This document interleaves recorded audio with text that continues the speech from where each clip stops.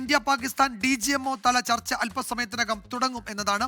നേരത്തെ 12 മണിക്ക് നിശ്ചയിച്ച ചർച്ചയാണത് വൈകിട്ടത്തേക്ക് റീഷെഡ്യൂൾ ചെയ്തത്, മാറ്റിയത്.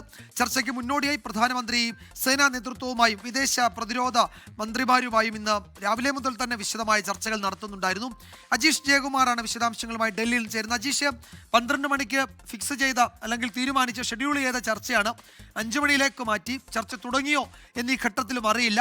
അതിലെന്തെങ്കിലും ഒരു അനിശ്ചിതത്വമുണ്ടോ? എന്തുകൊണ്ടായിരിക്കും ഈ പുനഃക്രമീകരണവും ഒക്കെ നടക്കുന്നത്? എന്താണ് നമുക്ക് ഡൽഹിയിൽ നിന്ന് കിട്ടുന്ന വിവരം?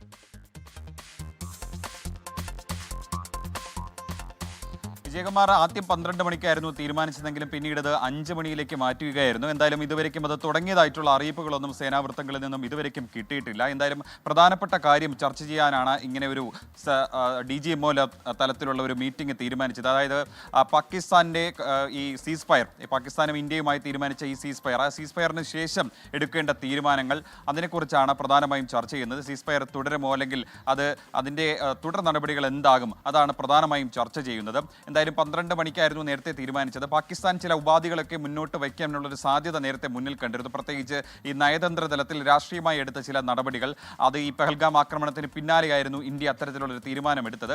ആ തീരുമാനങ്ങളൊക്കെ ഒരുപക്ഷെ മാറ്റണം എന്നുള്ളൊരു ആവശ്യം ചിലപ്പോൾ പാകിസ്ഥാൻ ഉന്നയിച്ചേക്കാമെന്ന് സേനാവൃത്തങ്ങൾ പറയുന്നുണ്ടായിരുന്നു. എന്തായാലും അത്തരം ആവശ്യങ്ങളിലൊന്നും ഇന്ത്യ പിന്നോട്ട് പോവില്ല, അല്ലെങ്കിൽ ഈ നദീജല കരാറിൽ നിന്ന് പിൻവലിയില്ല, അല്ലെങ്കിൽ അത് പുനഃപരിശോധിക്കില്ല തുടങ്ങിയ തീരുമാനങ്ങൾ, അങ്ങനെ ഒരു സന്ദേശം നേരത്തെ തന്നെ രാജ്യം അറിയിച്ചതാണ്. പക്ഷേ ഈ സീസ് ഫയറും അതിനുശേഷമുള്ള നടപടികളായിരിക്കും പ്രധാനമായും ചർച്ച ചെയ്യുക. ഏറ്റവും പ്രധാനപ്പെട്ടത് ഈ അതിർത്തികളിലെ സേനാ വിന്യാസം, അത് വീണ്ടും പഴയപടിയാക്കുക തുടങ്ങിയ കാര്യങ്ങളാണ് പ്രധാനമായും ചർച്ച ചെയ്യുക. എന്തായാലും ഇതുവരെയ്ക്കും ഈ DGMO തലത്തിലുള്ള ഈ ചർച്ച ഇത് തുടങ്ങിയിട്ടില്ല. എന്തായാലും ഹോട്ട്ലൈൻ വഴിയാണ് ഇങ്ങനെ ഒരു ചർച്ച നടത്താൻ തീരുമാനിച്ചിട്ടുള്ളത്. ഇതുവരെയ്ക്കും അത് തുടങ്ങിയതായിട്ട് അറിയിച്ചിട്ടില്ല. എന്തായാലും പ്രധാനമന്ത്രി നേരത്തെ സംയുക്ത സേനാ മേധാവിയും സേനാ തലവന്മാരും അവരുമായി കൂടിക്കാഴ്ച നടത്തിയിരുന്നു. ഇതുവരെയുള്ള കാര്യങ്ങൾ പ്രധാനമന്ത്രിയുമായി ഡിസ്കസ് ചെയ്യുകയായിരുന്നു ആ കൂടിക്കാഴ്ചയുടെ ഉദ്ദേശം. പ്രധാനമന്ത്രിയുമായി എല്ലാ കാര്യങ്ങളും ഇന്ന് DGMOമാർ പ്രസ് മീറ്റ് നടത്തിയ വിവരങ്ങളടക്കം എല്ലാ കാര്യങ്ങളും നേരത്തെ പ്രധാനമന്ത്രി ധരിപ്പിച്ചിട്ടുണ്ട്. എന്തായാലും നിർണായകമായ ഈ ഹോട്ട്ലൈൻ സംഭാഷണമാണ്, ചർച്ചയാണ്. അത് വൈകാതെ തന്നെ നടക്കുമെന്നാണ് നമ്മൾ പ്രതീക്ഷിക്കുന്നത്. യെസ്, ഈ ചർച്ച വളരെ പ്രധാനപ്പെട്ടതാണ്. വെടിനിർത്തൽ ധാരണ നിലവിൽ വന്നതിന് ശേഷമുള്ള സാഹചര്യമാണ് ഈ DGMO തല ചർച്ചയിൽ ഉണ്ടാകുന്നത്. അതിൻ്റെ വിശദാംശങ്ങളാണ്. ഇനി എങ്ങനെ മുന്നോട്ട് പോകണം എന്നതടക്കം ഉള്ള ഒരു പക്ഷേ ചില സൂചനകൾ, സൈനിക തലത്തിലുള്ള ചില സൂചനകൾ ആ ചർച്ചയിൽ ഉണ്ടായേക്കും.